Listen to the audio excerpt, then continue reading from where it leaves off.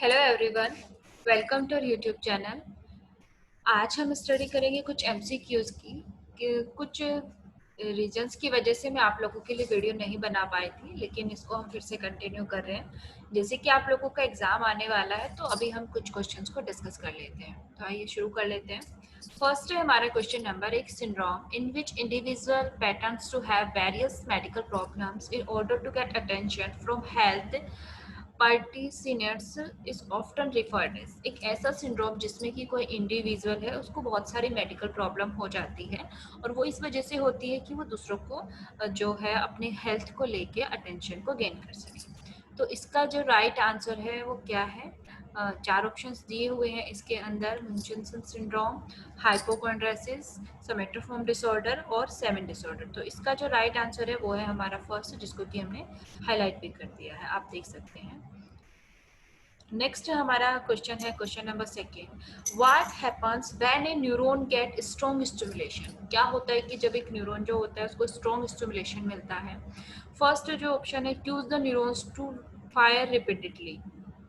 जो ये जो है न्यूरॉन को फायर करने के लिए का कारण बनता है। नेक्स्ट जो है, जो हमारा न्यूरॉन है वो ज़्यादा ईजिली रेस्टिंग पोटेंशियल में आ जाता है, ज़्यादा न्यूरॉन्स को फायर करने का कारण बनता है और produce a continuous cycle of action potential. एक कंटिन्यूस एक साइकिल जो है वो एक्शन पोटेंशियल का बनाता है। तो अगर स्ट्रॉन्ग स्टिमुलेशन होगा तो क्या हो गया, न्यूरॉन को वो फायर करने के लिए ज़्यादा सुटेबल रीजन देगा।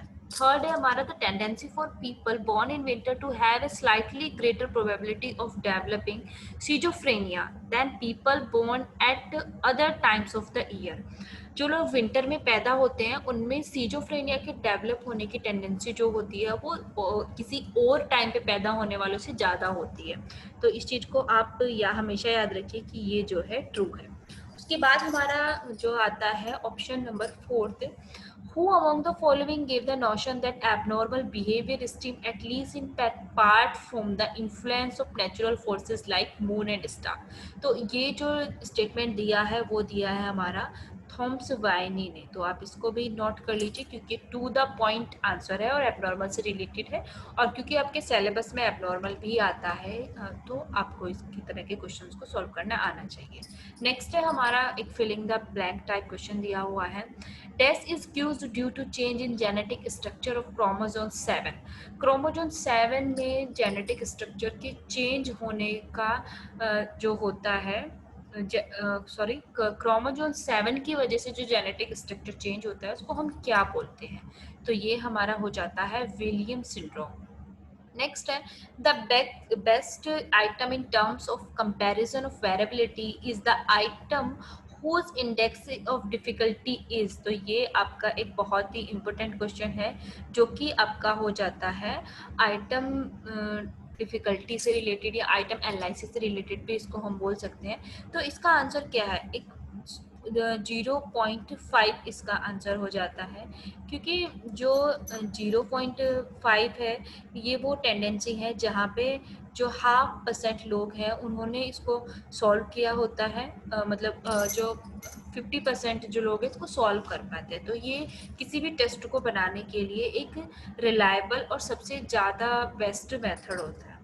Who is known as the father of social psychology. ये बहुत ही ईजी सा क्वेश्चन है, आप लोगों को आना भी चाहिए बहुत ही अच्छे से इसका आंसर। तो आप जल्दी से इसको कमेंट करके बताइए कि इसका आंसर क्या है। तो अब हम आंसर डिस्कस कर लेते हैं। आंसर है हमारा option number C, Kurt Lewin.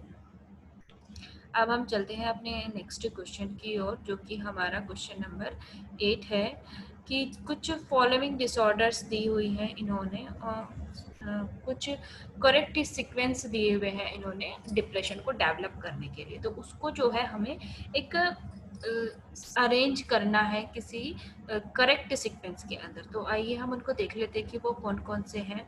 Distorted perception, primitive thinking, resistance steadiness और नेगेटिव सेल्फ स्कीमा। तो सबसे पहले क्या होगा, हमारे अंदर एक नेगेटिव सेल्फ स्कीमा डेवलप होगा। उसके बाद जो हमारा परसेप्शन है वो हमारा गलत हो जाएगा।